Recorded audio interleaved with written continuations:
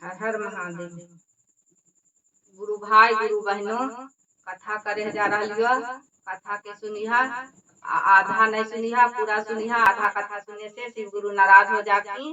जे पूरा कथा सुनिहा। हर महादेव। एगो राजा हलकी, एगो रानी हलकी। तो कार्तिक के महीना हले, कार्तिक के महीना ले तो सब कोई जा हले अथी करे लगी, भुआ दान करे ले। राजा के रानी कहल कि अजी राजा, जे सब कोई भुआ दान करने जा है, छरनमी है, जे भुआ दान करे जा है, जे हम जीवे भुआ दान करे। अब राजा कहल कि कौची तो जीवा दान करने जा, जे कौची लेवा पूरी अथी जेबे करवाता। तैयो राजा कहल कि तैयो राजा कहल कि नहीं हम जेबे करवा। तब जेबे करवाता, पूरी सब्जी ले ला चल जा। तो बेचारी गलकी पूरी सब्जी ले लेलखिन, ले करके गलखिन। सब दान कर हले, कथवा सुनना हले। तो जे बेचारी औरवा के पेड़ा तर वो कथवा सुन रहलखिन। तो सुनते सुनते सब कथा पूरा हो गले। पूरा हो गले कथवा, तो सुनल क्यों हो पूरा हो गले कथवा। सब पंडित जी के जमावे लगले। तो वो कहल कि सरकार जे हमहू सुनलियो कथवा, जे पूरी सब्जी ले लियो हा, जे तो हूँ जमला। कहल कि सरकार हम तो कुछ दान नहीं कैलियो हा, नहीं दान कैलियो हा। जे एगो मट्टी के बैठल बैठल गाय बनेलखी हन। कहल कि हला मट्टी के हमें गाय बनेलियो, सरकार है मटिया के गैया ले ला। तो ले लेलखी मटिया के गैया, बढ़िया सब्जिया खाइए लेलखी। तो पंडित जी घर गलखी। तो घर गलखी तो कोठी पर रख दलखी, कोठिया पर रख दलखी। तो कार्तिक के महीना अथी अली, पुनिया अली। तो पंडित जी कहलखिन कि जे चल बेटा, जे गंगा जी नहाए ले। सरकार गल पंडित जी गलखी गंगा जी नहाए ले। कहलखिन चल ले ले गैयो के।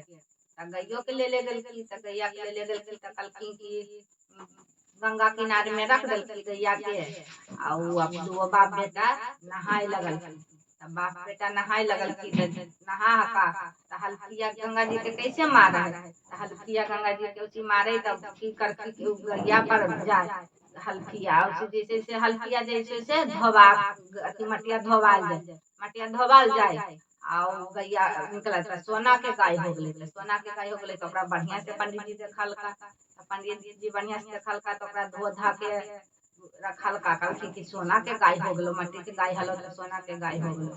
तब सोना ले ले का घर, घर एलका। तो घर एलका तो बढ़िया के दलका किला, बढ़िया जे सोना के गाय है। तो रखल का। ओकर बाद फिर की होले कि राजा मार गलखिन। राजा मार गलखिन। तो ऐसी धन मनाल बोलती जन्ने तन्ने कुछो ने दान कैलखिन, आ ने दान करे दलखिन। तो अपना धन मनाल बोलखिन। तो उहे रानी कहलखी कि ने दान कैला, ने दान करे देला, धन मनाल बोला है। तब रानी मरलखिन। तो रानी मरलखिन। तो उनखा ले अइले सोना के गाय अथी लगल हले, अथी भवसागर में गैया सोना के गाय लगल हले। तो वे कहलखिन कि देखो राजा ने दान कैलका, आ ने करे देलका, आ जे मार गलका। तो हम एगो मट्टी के गाय दान कैनी, तो सोना के गाय लगल हल।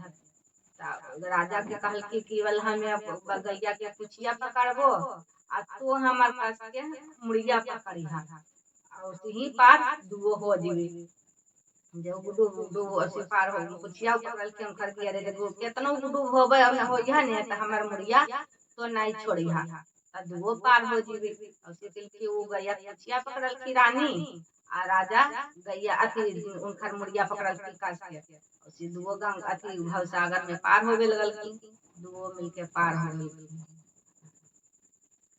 कहता निकाला गे चारा चबाहे, गुरु भाई बड़ा निकाला गे चारा चबाहे, सखी बड़ा निकाला गे चारा चबाहे, सखी बड़ा निकाला। कहता निकाला गे सुनता निकाला गे, कहता निकाला गे सुनता निकाला गे चारा चबाहे, सखी बड़ा निकाला गे चारा चबाहे, सखी बड़ा निकाला।